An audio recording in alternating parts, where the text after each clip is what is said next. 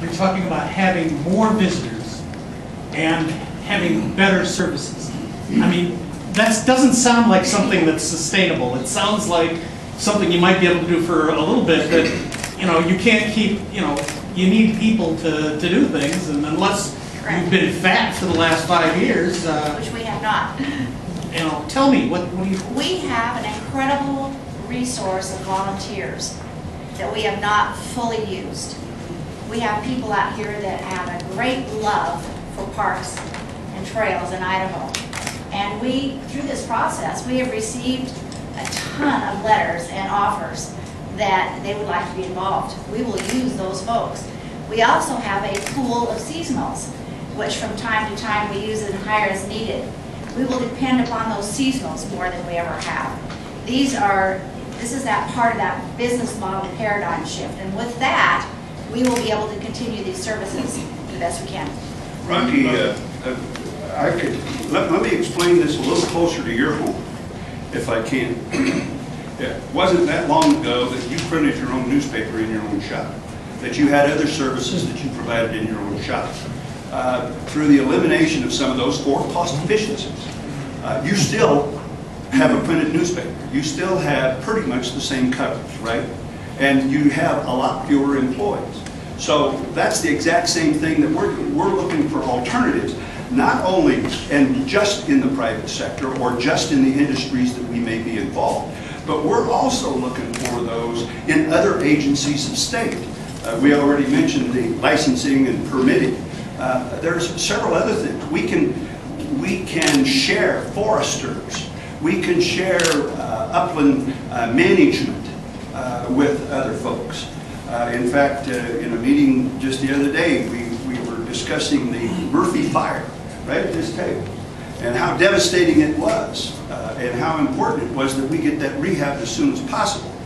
And the 700,000 acres, and this is where I'm going with it, and that 700,000 acres, we lack the native seed in order to seed bank, in order for the Fish and Game and the Department of Lands and the BLM and everybody to get that restored as quickly as possible. Nancy took a look at her parks and she said, I got a lot of native seed and a lot of native grasses and a lot of native plants in different locales around the state. Why shouldn't we take a look and start harvesting those and making those available as well, and obviously another source of income. If you take a look at the grasses alone on 11,000 acres at Harriman Park, and if you have that fire about every 5 years, the wildfire that we witnessed when we don't get the fuels removed just right, but if you harvested Harriman every 2 years as it provided the seed, you'd probably build up a pretty good seed bank over a very short period of time, and then we wouldn't be buying that from Utah like we had to last time. Governor, are you expecting to collect in additional fees, and are those additional fee dollars being seen as an offset to the reserves as those dissipate? The answer is yes. We are looking at those fees will help offset some of those. As we've looked at the fees, the board approved some fee increases this last, actually January, that we will review, and they are, you'll be moving your $35 yearly pass to $40. And remember that, again, that analogy of moving the movie and buying the popcorn. So when you buy a popcorn and your movie with couldn't actually go to the parks for a whole year, those revenues will be offset. That's where we're going to be able to help keep the services going, be able to move people off the dedicated fund and reallocate. And you have a dollar figure? I mean, do the fee increases get you all the way to 1.4 million? Or? Close. It gets us close to that, and then we've got some other ideas that are floating around yet that haven't been gone by the board. Once again, Kevin, remember that they're going to localize those. So a fee in one place, it may be a couple bucks in one place and 50 cents or $1 in another place.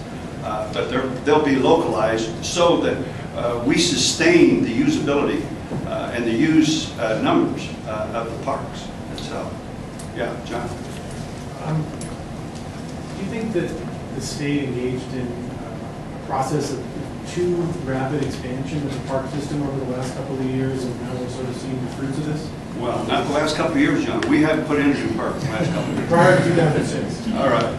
You know, if you'll recall back, and I forget the name of the park that was intended, but during the Kemp Thorne administration, there was a group put together which included the majority leader of the Senate. And they were to look around for another location for a park in eastern Idaho. They found one, and I'm going to say outside, I think it was in Bingham County, outside of Blackfoot. And it was Cottonwoods, but it was right along the river. Anyway, the legislature passed a bill to buy the park, to buy the land, and then eventually turn it into a park. And as you'll recall, I vetoed that bill, saying that we weren't really taking care of the parks that we already had, and until we had the parks that we already had managed, because it was also the previous year before that, that I had asked for $20 million for maintenance and repair for the parks, if you'll recall, repairing roofs and putting in trailheads and that sort of thing. So we have 29 parks now, because we now have a partnership with the folks that gathered around to help us keep Dvorak open. We had 30 parks, but we have not expanded the parks program with new parks since in the last couple of years. The question goes to, I guess your question goes to, in my estimation, have we expanded the parks too fast? You know, I would say that when you had a lot of money, it was easy to kind of look at those things and say, you know, while we got the money, this is doable, let's do it. So I'm not going to try to second guess folks that put those ideas on the table and expanded the park system. And I'm going to leave it to your judgment whether you think it was too fast or not. But I see the need for it. I see especially the role that it plays in our economy, the role that it plays in the popularity of outdoor Idaho, and the great invitation that it offers anybody that wants to come to Idaho to participate in our park system in the great outdoors. So I believe Nancy and her crew has put together a plan that's going to keep all the parks operating, all the parks open, and keep most of that money in the classroom. Folks, we have time for probably 2 more questions. Governor,